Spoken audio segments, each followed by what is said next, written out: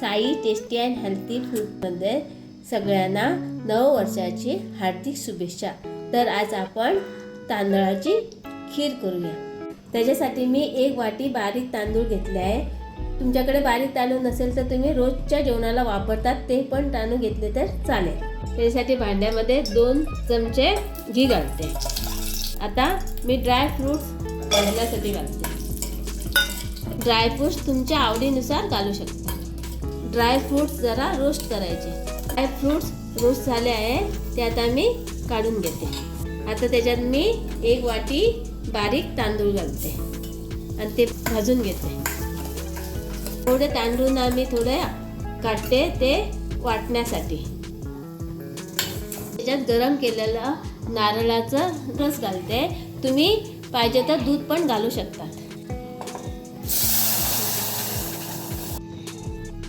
भाजलेले काढलेले ना वाटीमध्ये त्याच्यात मी 7-8 काय काजवाचे बिये घालते आणि पेस्ट करून घेते। पेस्ट आता मी याच्यात घालते बघा।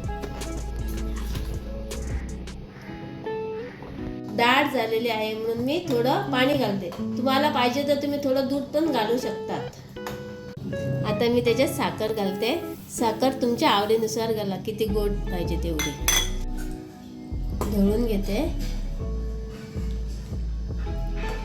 ड्राय फ्रूट्स घालते।